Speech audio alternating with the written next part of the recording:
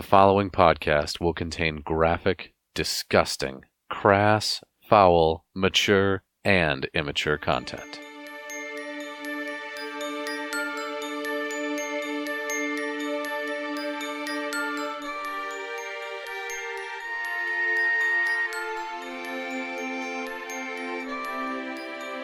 This is Kolvik Darkseed. I'm a half-orc cleric. I'm really into CrossFit and spreading my Darkseed. Shakes.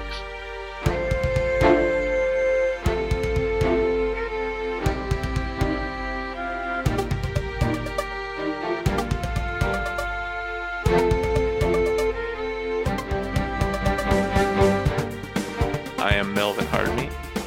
I am a high elf wizard. Unfortunately, sometimes I turn people inside out.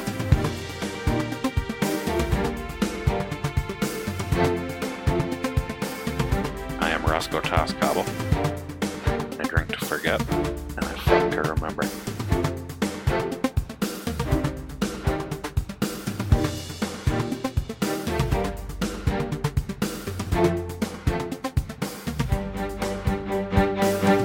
Previously on the Very Good Adventuring Team. So how much can you heal him for? Up to 30. Up to 30. So, well, you choose how much you want to put in him. Oh, I can choose?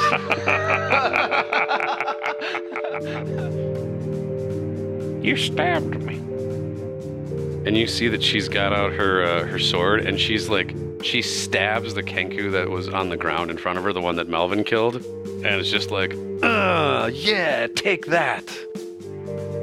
I basically look at him and I start running as fast. I turn into a blur, and then I jump and my feet stretch out in front of me, and I just keep going straight through his head, and I just keep going. She's like, it's a good thing I was here to save you, boys. That wasn't going too well for you, was it? Eating a sentient being. Help, you're so tasty. Who the fuck is this? It's a death god. Show some respect. I think I'm going to cast Sleep on Daff. I just look at Melvin. Where'd you get that idea? Your mission, should you choose to accept it, is to plan a 5-year-old girl's birthday party. You're out here. Should we go down to the bar and get a couple of kobolds and paint them up like clowns? Party hats. Kazoos? Does Grace have any friends that we know of? We need some candy. Can we get some candy? Should we get her a dagger? Dagger with maybe like a deer horn antler handle. We could make like a slip and slide. She is the happiest she has ever been in her entire life. You guys are on the road to the village of Aster, which is where Exute had directed you to go and find a relic for Roscoe's use. You're heading in from the town of Aster, by the way, was like a couple days ride to the east of Andon. And as you're approaching, you notice that it's a smallish town. It's probably about half the size of Andon. There's, goats, chickens, whatnot running around as you approach the town. You were told to ask for the Dinsmore family. And as you do, the locals that are in town here, they kind of point you to a little farm at the edge of town. And when you approach, you see that there is a farmer out in the field doing some work. A little cottage off in the distance. And there you be. What would you like to do? Greetings, farmer. He says, howdy. Kind of ambles his way over to where you guys are at the side of the road. You wouldn't happen to be from the Densmore family, would you? Says, yes, I am. I'm Hamper Dismore. Lardoons. I should have been warming up with you guys. Says, I certainly am. My name is Hamper Dismore. What can I do for you? Well, we were told to find you. We are in search of a relic. A relic, you say? Suppose that you'd probably be talking about the famous quiver in my family. Quiver? Well, I'll tell you right up front, you look like the sort to be a bunch of adventurers, and I'd love to help you out, but I ain't seen it in, about 5 years gone now. I'd passed it on to my daughter. That had some good push to it, man. Wow. was a real squeaker, but durable. It was the piccolo of farts. Kind of dainty. It's almost like he didn't want it to get out. Oh, the smell is terrible. God damn it. Oh, no. Oh, no. You still like your own brand? No. I can taste it. Oh, you're in your own shit bubble right now, so Oh, that's no. fine. We're going to have to start over. Do it. Oh, no. Jesus Christ. I'm just waiting for it to hit me. I know. That's The anticipation, it hurts more than actually. I think it's too heavy. It's just tendrils creeping across the floor. the audience needs to know we're human. Everybody farts. Except for girls. Yep. What's the fucking from Baby Cakes? The everybody's fucking lying to me. One of the lines is something ladies never do. Ladies never do. There it is. Okay.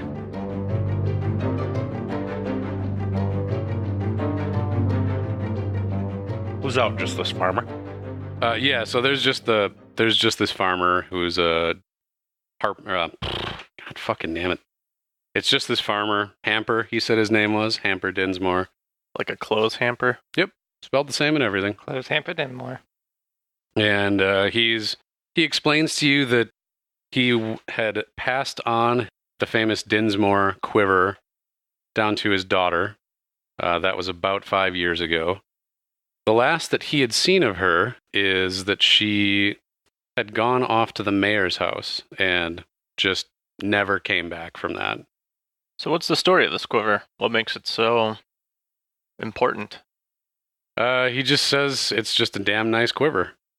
Said local folk always say that it's got some kind of special property or blessing to it, but it's just been a family heirloom for him.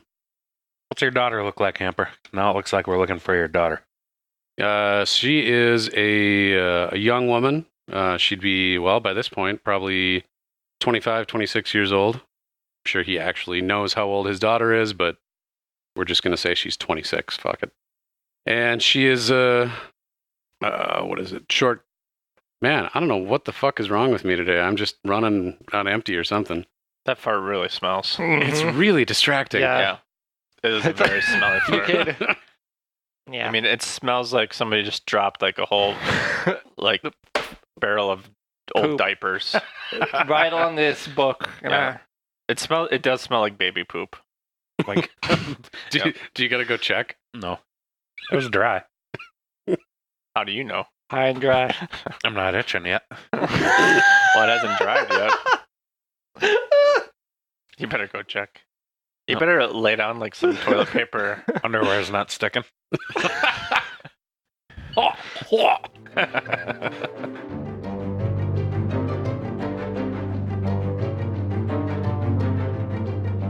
All right, so you ask what's his daughter look like. He tells you she's a young woman, probably be 26 years old by now.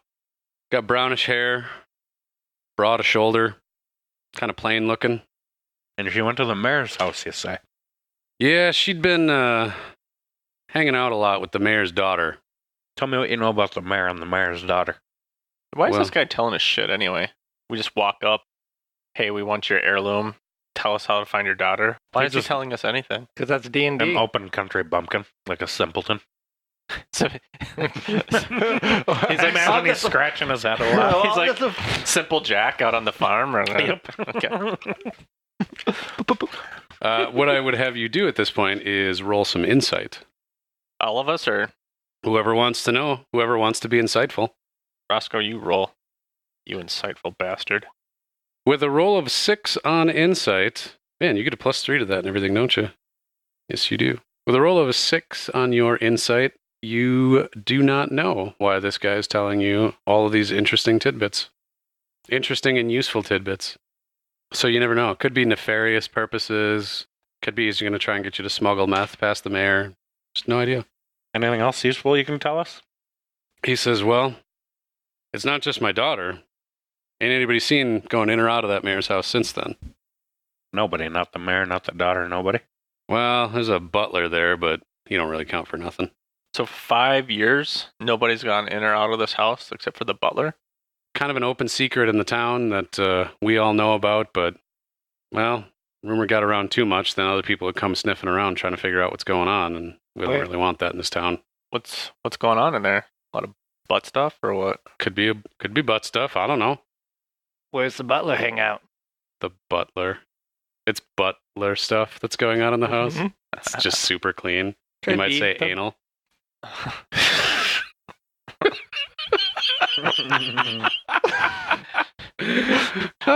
Dear made it funny. Is that all you got, Hamper? Where does the butler hang out outside of the home? Yeah, there's just people see him coming and going, getting food and stuff like that. So he lives in the house. What's the name of the butler? Wadsworth. Wad. God, fuck. Worth. Get your Wadsworth. Hey, Melvin, should we kill Hamper? No, we can't. No, we're not going to kill Hamper. We don't know if he's bad. We don't know if he's good. Oh, we can't. We don't know if he's bad, so we should kill him. Alright, we'll leave him be for now. Why do you want to kill everybody? I don't want to kill everybody. Just Hamper. As you're riding away on your horses, you just turn around and give him the fingers to the eyes thing. Please don't hurt me. So, all right. So we got a small town. We got a weird mayor's house. So why is this guy still? Is this guy still the mayor? They haven't gotten a new mayor since then. So we should just haven't seen that guy in 5 years, but he keeps getting voted in. Things seem to go all right for him, so I just keep voting him for him. Ain't nobody run the town better than he has in the last 5 years. I think we should wait outside his house and wait till the butler comes out. Best mayor we've ever had. He didn't even do nothing. I love the it's on Parks and Rec where he talks about his coworker and I think what does he say? It's like I had a friend once. We didn't talk for 3 years. Best friend I never had. We still sometimes never talk. Okay, so this butler goes in and out of the house sometimes. Haven't seen the mayor. I don't know. What else do we really need to know? Let's go find this butler guy. Right on into town. Well, let me ask Hamper this, I guess. Assuming we track down your daughter and assuming she has the quiver, do you think she's going to give it up to us? He says, well, you'll have to take that up with her. Are you going to be okay if we have the quiver? He says, I ain't got much use for it. You don't give a shit about your family heirloom? Well, you might say that it's just a plot device that I haven't put a lot of detail into. Fair enough, Hamper. Let's go find that butler. Granted, this is like the world of D&D, which is theoretically boundless as my imagination, but I'm not going to give every single character of a huge family backstory coming well, up. let me tell you, back in '03, when my mammy and pappy... Let me get out my Hamper novel. I feel like the Rick and Morty where he's, I'll let you use my tower if you listen to my story. Scene 1, fade in. That'd be... Well, Hamper, I think you've served your plot purpose here. I'll just quietly fade off into the distance, never to be seen again. Sounds good. Until Roscoe comes and kills you. Well, at this point, you could, I guess. I'm done with him. No, you don't want to? No. Don't come. There's no fun in it anymore. Is he holding anything? Is he? He's got a... Wait, before we go, do you have any money? Any other family heirlooms that aren't missing? I figured if he's out trying to plow his field, I'm just going to break his plow stick and just walk off. Jesus Christ. Is your house flammable? Wait, Kolvik just broke this guy's... What does he have? A pitchfork? Yeah, I just figured. He broke his pitchfork? I did. Dude. That's out of line. Okay. He just quietly, he's like an NPC in a poor video game. He just goes back to farming. He has nothing in his hand. The glitched out fucking half-handled shovel he's working with. Well, you all have a nice day out there. How does your god feel about you just breaking random pitchforks that belong to people? So far, I just fed Kenku to the entire town, and I just got a tinkle of hope. So I don't know what tickles their fancy anymore. All right, so you're just kind of experimenting. Let's I'm see what just else. trying like different volumes of. So far, I mean that was chaotic, but really nothing nature-like. But maybe something happened. Maybe you should eat this guy.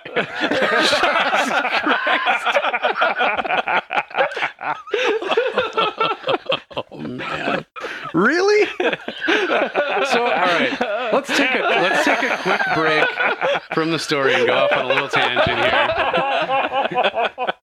here. Maybe you should eat this guy. Let me just explain to you guys what alignment actually means. So, there are two. Imagine a T, right? And there is the scale of good to evil, and there's the scale of lawful to chaotic. Eating people or not eating people would fall on the good to evil scale of things. Chaotic versus neutral What if the versus person's already lawful. dead? Well, it depends on a survival situation or not. I mean, if you're just doing it for giggles, then... Just eating Right. somebody. So what chaotic really means is that you do things for you regardless of the laws of gods and men. And That was for me. I Lawful. felt good about it. lawful means that you do stuff regardless of whether or not it's good or evil. You're inclined to do things because there are laws, either from a god or from government or whatever else. So a great fucking example I heard about this is Han Solo is a perfect example of chaotic good, because he was a self-serving asshole for most of the time, and he didn't give a shit about the Republic or the Rebellion or any of the rest of that stuff. But overall, he was a good guy. So he came back in, he personally risked himself and his ship and his buddy and all the rest of it, blah, blah, blah. So just summarizing all that real quick to say that chaotic doesn't necessarily mean you have to eat people. I mean, you don't have to. You're not going to not do it because there's a law is what it comes down to. But You do it because it tastes good. the example on the other side of that, which I think is relevant and important to understand, is like, say, in some cities in the United States, and I'm sure elsewhere in the world, it's illegal to give money to beggars. There's actually laws against it that you're not supposed to give money to a beggar. But if you see somebody that's starving and you're like, here's a $5, go get yourself a cheeseburger, like, that's being chaotic. That's disregarding a law that is very specific and known and all the rest of it. But it's because you're doing a thing that makes you feel good or that you want to do. Not necessarily evil, just against the law. There. Be Han Solo. Give money to beggars. Eat Kenku. Eat Kenku. Got Kenku? Well, thank you for that explanation. Yeah, right? That was, I'm sure, super exciting. Be that as it may. So I've broken the rake. Does he look delicious? I mean, you've already got a skewer at this point. Rotisserie farmer. Anywho, so you guys are going to go up to the mayor's house, take a look out for this butler? I think so. Let's do that. How far is the town from Hamper's farm? He's just kind of at the edge of town. You're minutes away from the mayor's house. Can he put up our horses? Hamper, can you put up our horses? He's going to look at you and look down at his busted shovel. And say, I'd sure love to help you out, but it seems I'm short a shovel. All right. Looks like we'll have to reimburse you for that shovel or pitchfork or whatever it is. Miscellaneous of farm garbage. implement. Right, Kolvik? Yes, you are correct. And then I hand him, how much would a shovel cost? I mean, a shovel's like a copper, probably, or no, let's call it a silver. I'll do 3 gold pieces, 1 a horse. Well, there you go. He is now mighty inclined to take care of your horses. Sorry, Have fun. sorry Have fun. about your shovel. It just happens sometime. He gives you the old have fun storm in the castle and puts your horses up in his barn, shovels in some hay in there, pitchforks in some hay, I guess, since the shovel's busted. And that's really what you'd use for hay anyway. I say goodbye to my horse, Peanut Butter. And Lenny's a dick. Goodbye, Lenny's a dick. Lenny the Dick responds with the...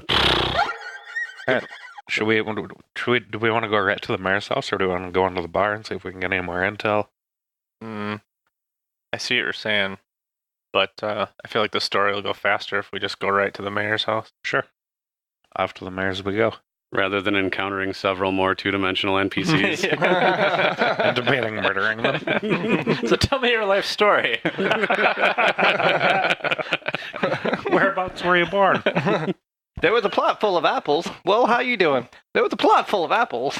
It's actually one of the best like D&D pieces of advice when like the players get stuck on an NPC that's fucking meaningless and worthless. Just do like the old school video games and just have them repeat the same thing. You should check the cave east of town. You should check the cave east of town. Did you want to wait outside and see if this butler comes out, or did you want to investigate more of the house? No, let's just go right in. Do you want to knock? Are we gonna knock? Yeah. Do we need to? It's I don't know. how come we're knocking on bandit doors, but not the actual house in town? Let's see. Do we know? Would it be appropriate for us to just walk into this mayor's house? I mean, we're searching for a missing person. I feel like the law would be on our side. Maybe we should check in with a constable. Well, we got to realize we're in a small town. The law is the mayor, most likely. So the mayor's in distress. He hasn't been seen in some time. Maybe it's for the best we don't let a lot of people know we're here if it's a small Right. town. Maybe They'll it's be looking for conspiracy. us. Maybe Ambrose lying to us. I say we just knock. I'm just going to go and knock at the door. There's a phenomenal amount of debate about knocking in this podcast. But you go knock at the front door, and after a few minutes... I'm sorry. Did I break your concentration? Bert. You ring the doorbell.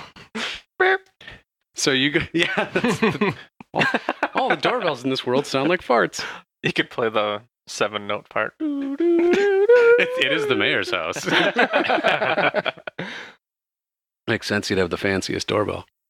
You knock on the door, and the door opens 3 inches, just kind of a crack or so. And the house, by the way, it's in normal repair. It doesn't look like it's abandoned or anything weird's going on. It just looks like a normal house. It's a little bit larger than most of the other ones in town.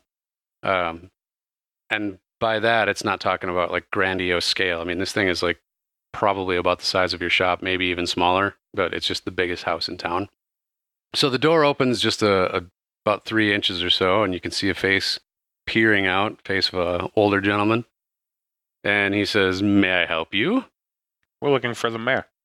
Yes, the mayor is out right now. Can I take a message for him? No.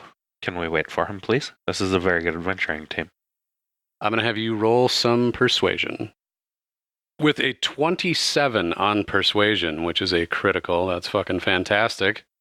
You see him consider for just a moment, and he closes the door and, pulls the little door chain off and opens the door the rest of the way and says, yes, come in.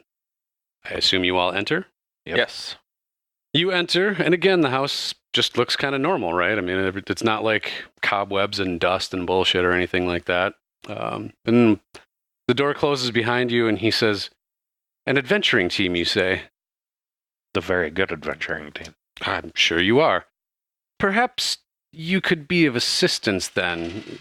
You see, the mayor's been missing for quite some time, actually, and we've gotten by okay without him, but it's a little weird that we've gone 5 years without a mayor in this town, so it would be nice to know the fate of him."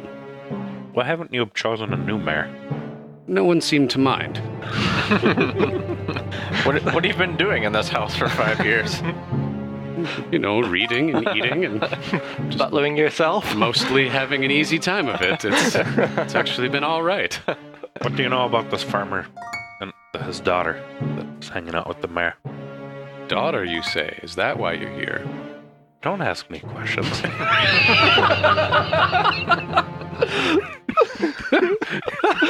This goes a Could be we're here for the daughter. Could be we're here for the mayor. Could be we're here to... For your head. Yeah. Who knows? That's not a sociopathic thing to say in a conversation at all. Don't you talk to me.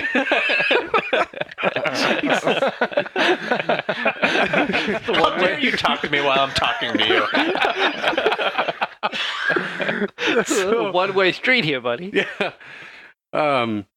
So he, you had mentioned the daughter, and he says, "Well, you see, Dinsmore, his daughter, well, she had been involved with the mayor's daughter, and we there was quite a bit of fighting about it, and, well, interestingly enough, she had come here and she was, well, trying to convince the mayor that they should let their relationship happen.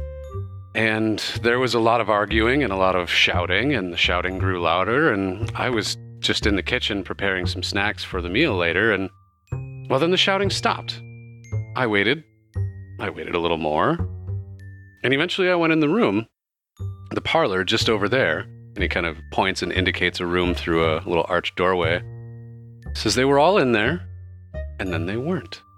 They were gone. I heard no doors open or close. I heard no windows. I heard no fighting or anything. They just weren't there anymore. All 3 of them. His wife was there as well. So there's 4 of them. 4, all missing in the blink of an eye. Right, can we go take a look at this room? You certainly can. All right. He walks you in there and says, they were all right here. I've never understood what happened. There's no window or trapdoor or anything we can see? There's nothing immediately visible. Did you want to investigate any particular part of the room that I haven't described to you at all? It's Well, I would like to. So you enter this room. It's probably like 10 feet by 15 feet. This is obviously like sort of what the mayor would use for like small town gatherings or receiving guests, things like that. It's mostly just chairs. In the center of the room, there's a area rug, a lovely area rug. It's very nicely done. Would you say it ties the room together? Yes, I would absolutely say that. I was about to lead into that, but I'm glad you picked it up for me. And a couple of paintings on the walls, wall sconces. But overall, this looks like just a fairly normal room. Are you scooting around in the room at all, or are you just looking at it from the edge? No, we're going to go in there and take a look around. People disappeared. I'd like to have each of you make some investigation rolls. 24. 24 is enough. You guys don't even need to roll. What did you find? What did he find? Dun, dun, dun. You notice that the area rug is billowing a little bit. Seeing that, you reach down and dramatically pull the rug away. And there in the middle of it is a hole. It's squarish, and it goes down into a room below. It's a lit room. You can see a stone floor, but that's about it. The drop is probably 10 feet-ish. Do you know of this butler? The butler comes over and says, "What the fuck? There's no basement in this house." How long have you been working here, Butler? It's all my life. And you said there is a light? The room is lit. The room that we're in is lit. Okay. Yeah. Not a source of light that you can see at the moment. Okay. I mean, unless you stick your head I down find there or it something. pretty hard to believe that a butler sees a whole family disappear and he doesn't look around for a trap door. For 5 years. Yeah. Mm-hmm. Are you saying this out loud, or are you... Yeah, I might as well. I'm looking at my friendly compatriots, and I'm talking about this butler like he's not here. I find it pretty hard to believe that a butler lives here for 5 years and sees a family disappear and doesn't check for any trap doors. He might be in on it. Yeah. Seems suspicious. Very. He steps up to defend himself, and you say, "Don't fucking talk to me." No, what he does say, actually, because he's getting a little weird about this, because he's obviously been living with this weirdness for a long time, and he says, "I have not set foot in this room, because quite honestly, it's given me the heebie-jeebies to even think about being in this room, since this is where they disappeared from." Do I sense he's telling the truth? That would be an insight roll. Would it now? It would. Look at all this rolling we're doing. It's like we're playing D&D. Oh my god. Crazy. I don't like it.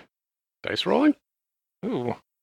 Kolvik, with a roll of an 8, you really don't know, although I don't know if you're actually even thinking about suspicions right now. I'm not. I'm in a looking at house. yeah, he's the one who... I'm the one looking at the hole. I'm just looking at the hole. So with a roll of a 23, Melvin, you feel pretty confident that this guy's telling the truth. He definitely is visibly shaken, not only by the fact that there's now people investigating this long since occurred disappearance, but also by the fact that there's a fucking hole in this floor that, I mean, he's telling the truth. You also can see that there's no basement to this house.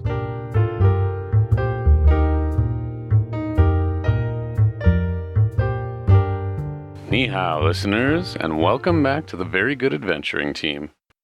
You know, I read somewhere a while back that most podcasts don't make it past 28 episodes. So, bam! Here we are, defying the odds, sticking it to the man, being tenacious, and in general, being pretty cool. I want you to imagine our podcast logo artwork, and then imagine a pair of 8-bit sunglasses coming down from the top of the frame, and then a word bubble appears that says, deal with it. Because we know about memes and stuff, because we're cool. We're not actually that cool, and I'm probably just a little punchy from this beautiful, beautiful summer day. One quick note on audio. In my never-ending quest to improve our quality, I accidentally made it worse during this recording session. Turned up the gate too high again. And things get a little choppy on some laughter in some other spots. I'm real sorry about that. Reviews. I took a look across the pond to see 2 new reviews in the UK section of iTunes. Is Pepsi okay? Tells us. The opening disclaimer is not to be taken lightly, and it more than lives up to the warning. However, what lies beyond is a few good laughs between friends accompanied by some really rather good music and an interesting narrative. I look forward to future episodes just to see how the group gets on. Glenatron tells us, this show follows a D&D adventure of a group of unlikely heroes, ? As they confront terrifying monsters, powerful rivals, and worst of all, their own bad judgment. This show is well produced with some excellent background music and good sound in general. If you aren't put off by their accurate warning that it contains both mature themes and immature humor, you're going to have a great time with the Very Good Adventuring Team. Well, thanks for those reviews, folks. We're really happy to see them.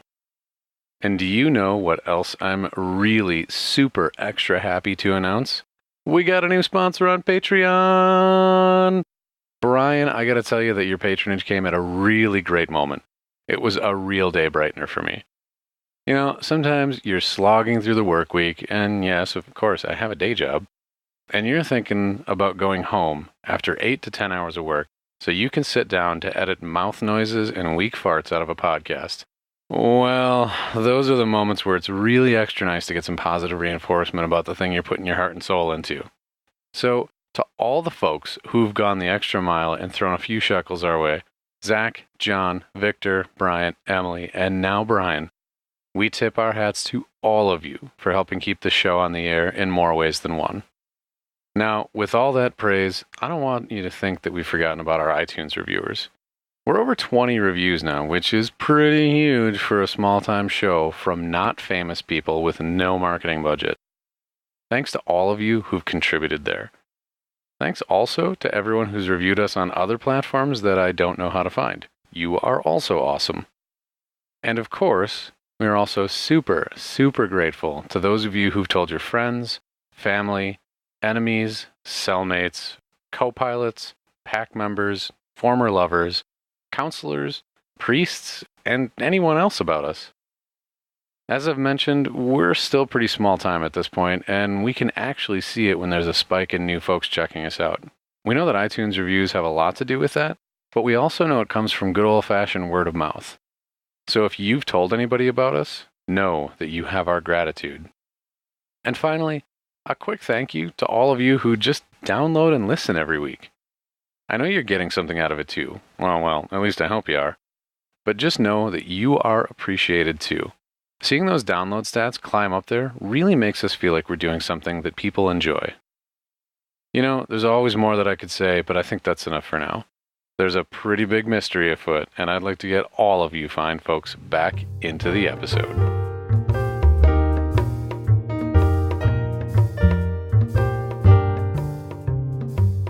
So, are there steps going down? Is that what we see? Just a drop. Just a drop.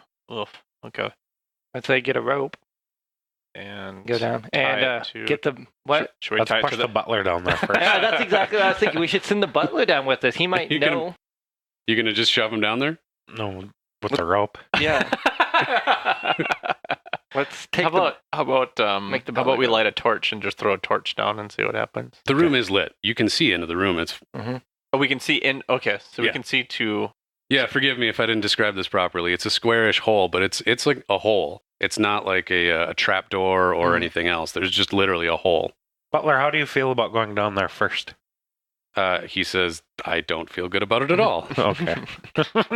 So we can see the bottom of this hole, Yeah, it's only like 10, 12 feet down. and it's just a room underneath this room. Is there any, Oh, yeah. anything we can tie a rope to up here, like a mantle or a stonework or something? Yeah, sure. Okay. I'm going to do that, and There's a then sturdy wall sconce. I'll start, I'll shimmy on down and slowly checking my way on the way down, see if any traps go off and see what's down below. Yeah. Ah! Oh, I'm just kidding. So you make your way down into this hole. You tie up the rope to something sturdy. Let's say there's one of those, like, the fuck do you call those things? The little iron grate thing that you put logs in a fireplace. You tie it to that. It's bolted down. Like the thing in the Goonies where they find the Yes. the secret passageway. And That The- Chester Copperpot. the heavy set child is down in there with his eyes poking above or whatever. Nicholas Flamel. That's such a dumb name. Nicholas Flamel. Chester Copperpot. Certainly for a pirate. All right. You'd think it'd have beard or scurvy or something in it. Well, no, That wasn't the they were looking pirate, for though. One-Eyed Willie. Yeah, that was Chester the... Copperpot was the guy who had the money. He was the explorer Yeah. that The was explorer, looking that's for right. One-Eyed Willie. Oh. Still a stupid name. Yeah. I mean, if you're going to do, like, alliteration, just do the alliteration. Chester Copperpot. Copperpot. Does have kind of a Harry Potter feel to it, though. Anywho, you have climbed down this rope into the room below. You find yourself in a room that is approximately 10 feet on a side. It is a very simple stone room. There are torches in 4 corners of the room, and on the north wall is a plain wooden door. That's it. Hey guys, I see a plain wooden door in this hallway with 4 torches, and I'm trying to remember everything you said, but I can't. You relay it back. And Yeah. we montage through that. All right, I'm jumping There's down. stuff down here. 2 out of 3. Are we going to go 3 for 3? Are you all in the hole?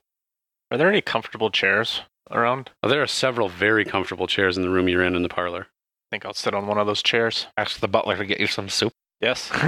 Here, Butler. Soup. He's delighted to bring you some soup. Oh, He excellent. shows you to a very comfortable chair. It's one of those big reading chairs with the huge back on it, the wings. Very nice. I've never understood what those wings are for. Is that a decorative thing or is that like a functional Like thing? the ones that come up right here. Yeah, Yeah. like you know, it's there's always that tall back and there's always the 2 big like And I don't- it's to hold your head up if you fall asleep in it. I was thinking maybe it'd be like a sound thing, but I think Or just a distraction, like corner of your eyes. So nobody can see your face. I was actually reading an article on why car seats are so uncomfortable. Like the headrests on those like protrude forward. mhm. It's a safety feature, so you don't get whiplash should you get rear or front-ended. Well, And so it keeps your shoulders at the same horizontal plane, I guess, as your neck and head. So it keeps your head from whipping back. The very good safety team. Not built for comfort, built for safety. Same thing on airplanes, I think. Anyway, I saw a comedy bit one time that was something about like a guy on an airplane asking the stewardess, like, all right, if the plane starts crashing, why am I supposed to put my head down between my knees? And the stewardess is like, oh, that's not for safety. That's so when the plane hits, you'll snap your neck before you break all the rest of the bones in your body and you can die comfortably and quickly. And he's like, oh, thank you. Okay. that's so you can kiss your ass goodbye, but I guess. Nice. All right, Melvin. So Melvin is hanging out in a very comfortable chair, waiting for soup upstairs. And Roscoe, Kolvik, you guys are down in the room described earlier with 4 torches and a single wooden door. All right. I'm going to put my ear to the door, see if I can hear anything on the other side. You hear nothing from the other side of that door. Not even going to make you roll for it. It's just quiet like the grave. We're gonna very stealthily open the door as quietly as we can. You do that. The door is unlocked. As you enter the next room, it is approximately the same size as the room you were just in. The walls, floor, ceiling, everything, the whole thing is stone. There's the door that you just entered through, which is the southern wall. And then you see writing on the west, north, and east walls. Okay. Can we discern what these writings say? If you walk up to them, you can. Would you like to investigate? I would like to investigate the west wall. Kolvik, you go to inspect the western wall, and did we establish that you're literate, right? I feel like we made a joke sometime about you being illiterate, but What is the intelligence for literacy? there's no specific intelligence. There isn't? I mean, Okay, I thought I saw somewhere it was I think like if you a have to negative ask, you're illiterate. If you have to ask, you can't read it. one. So what what does is this say? Yes, sir, he is literate. what's the alphabet I need to know I'm illiterate? No, you. I just thought we talked about it at one point, but let's just go ahead and say that you can read. Everyone can read. It's reading rainbow. Quote unquote. What?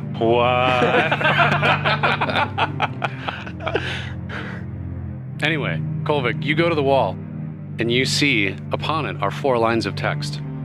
Those 4 lines of text read as follows: My love from me so cruelly torn, but care not I for common born. True love is all my heart can see, so bring my true love back to me. Can I read that slower? No. You can go back and replay the recording. It'll be like Spaceballs the movie. It's just the recording's on the shelf over there. Never mind. I just rewatched Spaceballs, so that joke is relevant only to me. I'm going to save you guys the trouble here, and we're going to shortcut to say that on the eastern wall, there is also 4 lines. Such fate to be imprisoned here, I feel my love so very near. In darkness now I dream of light, return me to my love so bright.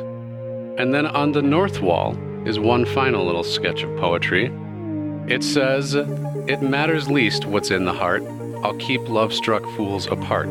Pure blood's what brought this destiny, now blood is what keeps you from me. Is this room lit up as well? It is. This room, much like the last room, has a torch in each of the 4 corners. We should turn off the torches. Well, how are they on? Who lit these torches? They've been burning here for 5 years? Would you like to inspect the torches? Since I'm not in the room, I should probably keep my... Hey guys! You just hear from above you, what's lighting it up down there? Why don't you take a look? What's up with them torches? Hey, take a look at the torches. Ross? So for the people that are in the room, you know now what is on these. I'll take a look at the torches. You take a look at the torch, and I'll have you make an Arcana roll. They're going to be magic torches. And I rolled. Ooh, nice roll. 21. I rolled a 21. You can distinctly tell that these are magical torches. You can not only tell because, well, they're not putting off any smoke, they're not really putting off any heat, and the material inside of the torch is not burning. Given that you don't really have a magical background of any kind, you can't really tell what sort of magic or anything, but you can tell for certain that they are magical. I still think we should try to extinguish it because it does say in the darkness you can see light. Okay. Let's put out the torches. Tell me how you're going to try and put out a torch. I do have that water, a canteen of water that is unlimited. I'd like to splash it on. Okay. At least one of them. If you recall, the canteen thingy of infinite water here has 3 different settings, if I recall. Fire hose. Okay. I feel like if we do the stupid round thing here, like the walls could come together and smash us. It's going to go all Indiana Jones on you. You can do a stream, produce 1 gallon of water, fountain for 5 gallons, or a geyser produces 30 gallons of water that gushes forth. Maybe you should put all the torches together. And then just do a fountain of 5 gallons. I think that should be enough. What do I know? I'm not in the room. Roscoe, or do you just want to do one at a time and see what happens? Well, my character's not very bright. Yeah, let's try to get them all together. Can we move them? Let's try to move one. You grab one of the torch handles and find that it does not remove from the wall. It is one effectively solid piece. So it looks like a, what would you call it, an iron sconce? Is that the right word for it? So there's like an iron sconce and a wooden torch stuck into it, but they're one piece. before I do this, I'm gonna go around to each Scott and pull on him because I've seen too many Scooby-Doo movies. Does anything happen? I'm going to tell you that that's not the solution to this, but I almost changed my mind as soon as you said it. No, I do want to take one of these fountains and use a stream of 1 gallon of water and flush out a light. Okay, so as you are pouring the water onto this thing, the flame coming from the torch doesn't change. It's like the water is just passing right through it and not dousing at all. It's almost illusory looking, like a really good hologram, I guess. That didn't do anything. That didn't do anything. It did nothing at all except for wet the wall. And then, like, the torch below the flame looks wet now. You can see that there is water on this thing, but the flame itself was unaffected. Let me have each of you make... Okay. Let's just do a straight intelligence roll for the people that are in the room. When's my soup gonna be ready? 22. Okay, I'll come back to you in just a moment. Kolvik, your roll of 4 doesn't really contribute a lot to the conversation, but Roscoe, your roll of 22 tells you that the north wall, you just get this feeling that it's something about the north wall. While you ponder that, we'll cut back up to Melvin, sitting very comfortably upstairs, and Wadsworth comes back with 2 bowls of soup. Oh. And he sits down next to you and hands you a little spoon and kind of leans over and he says, "How do you think they're doing down there?" I don't like him. There's raspy whispers in my ear. I think they're doing just fine. And what kind of soup did he give me? Dealer's choice. What do you want? Beef stew. Beef stew. It's like Dinty Moore. We're not going to get sued if I say Dinty Moore in the podcast, right? It's delicious Dinty Moore, the best kind of soup.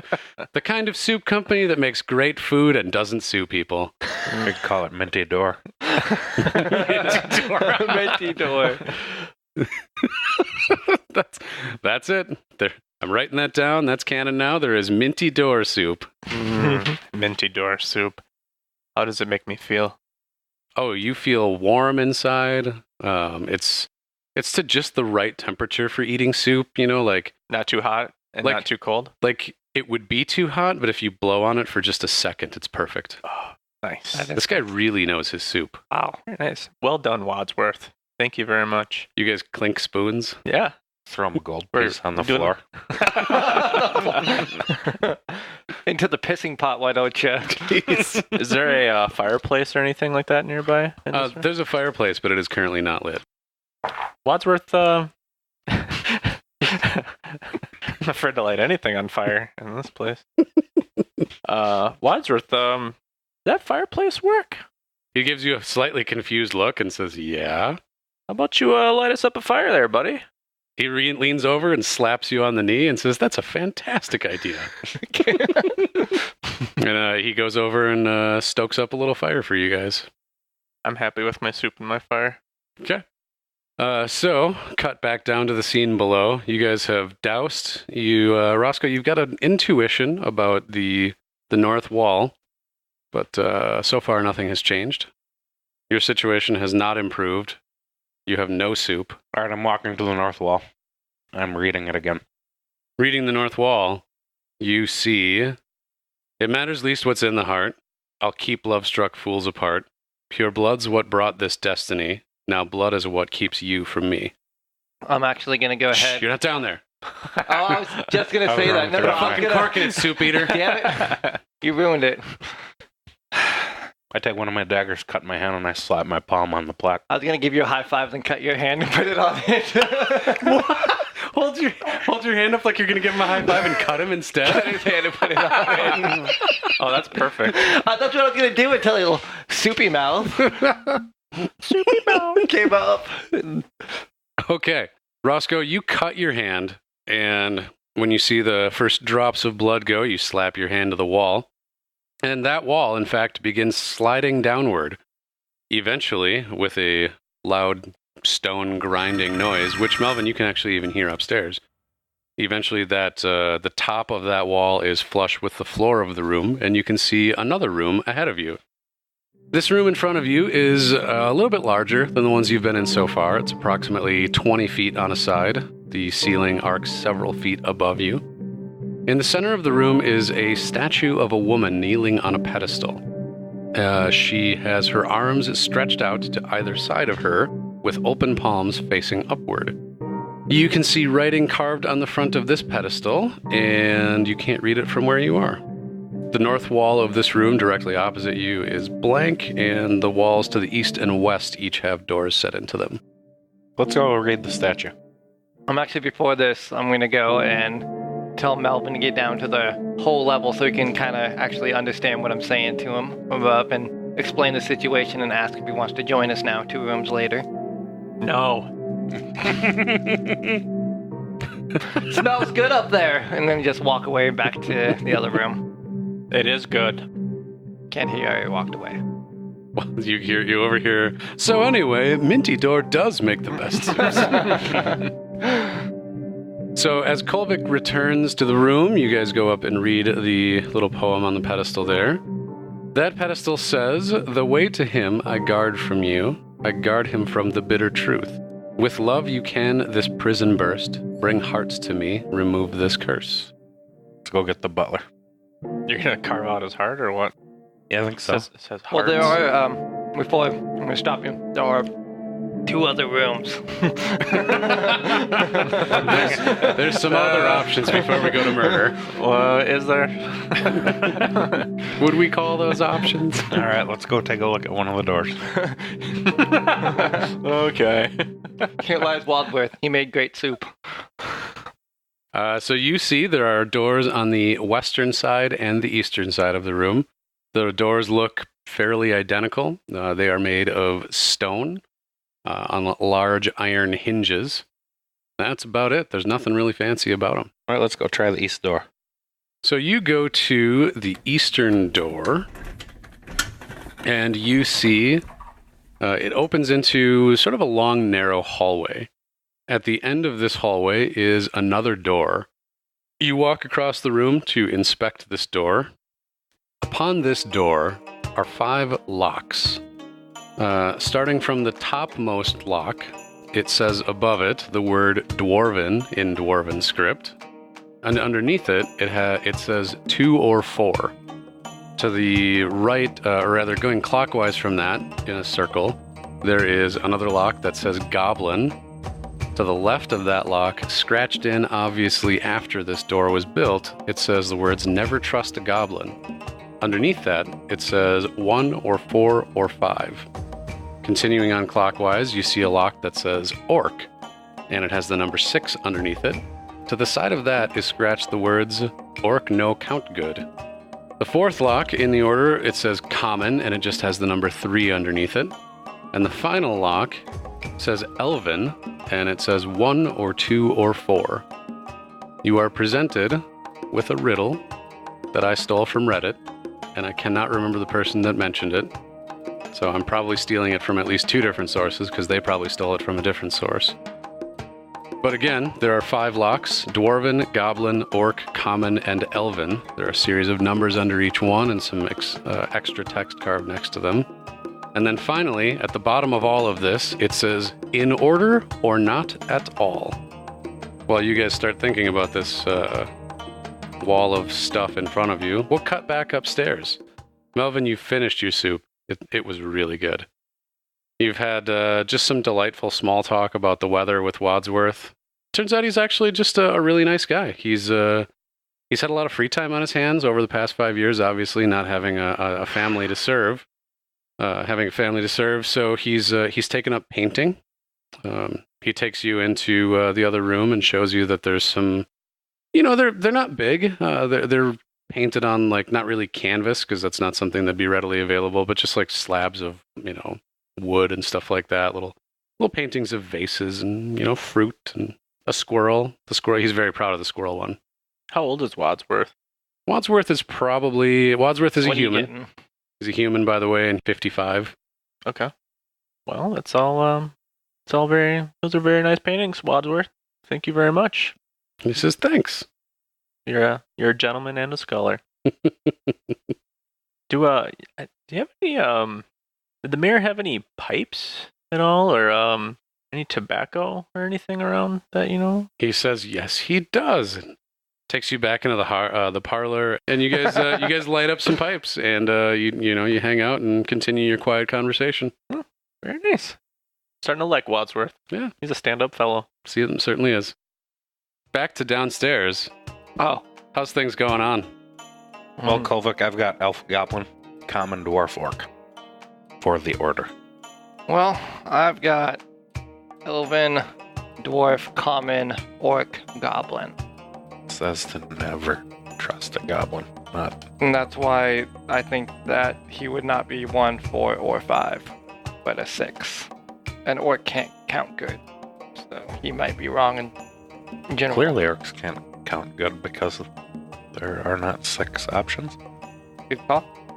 Half Orcs either. That's what my thought is that the orc is 5th because he can't count well. Also, their grammar is terrible. All right, I'll go with that. So we think we know the order, but do we have keys? We do not have keys. So, just by throwing this out there, this is a stone door, right? Mm-hmm. Would I be able to use a stone shape on this stone door? And if it is not 5 feet thick, walk through it? You can always try anything. I'm going to try stone door just to go the easy route and not have to do riddles. So the way that I'm going to do this is Stone Shape is a 4th level transmutation spell. Not to ruin this awesome riddle that you've presented yourself with, but No, solutions are solutions. You can solve things however you want, but there's more going on here than what you can see. So what I'm going to say is you reach out and you touch the door to cast this spell. I'm going to have you first make an Arcana check. You rolled a 6, so there's information that you don't have, basically. I will then have you make... What's your spellcasting ability? Which stat is that based off of? Wisdom. Wisdom. All right, just roll Wisdom for me. And that's with the modifier? Yeah, so add your Wisdom modifier to it. 19. You feel like you're almost there. You almost shaped this stone. And that wasn't saving throw, right? That's just just off the regular modifier. Okay. Just a regular modifier. With a 19, you just it's fighting back against you. And you can't quite feel why because you rolled pretty low on your check for Arcana there. So you're not exactly sure how or why, but this thing resists you casting that spell. Just barely, but it does. Okay. Something is behind this door. All right, should we go check the other side of the main room? Sounds good to me. All right. You go back through to the main room, and you walk up to the other door. Opening that door, you find yourself in... it's sort of another long hallway, similar to the one that you were in before. This one is sort of a dark, reddish, purplish, blackish stone. You can't really identify it. And you can see that there's like metallic grills set into the wall on either side of it. And there's another stone door at the far end. Let's investigate this door. As you enter the room, the door that you had just walked through slams closed behind you. Yes. Allow me to make one slight modification. Namely, I'm not there. That's why I was hoping you'd come down, but soup. Melvin is not in the room. Kolvik and Roscoe are. As you enter this room, like I said, the room itself, it's long, it's narrow, it's made of some darkish stone that you don't really recognize as the door at the far end. Now that you're in the room and the door is closed behind you, you can feel that it's kind of hot in here.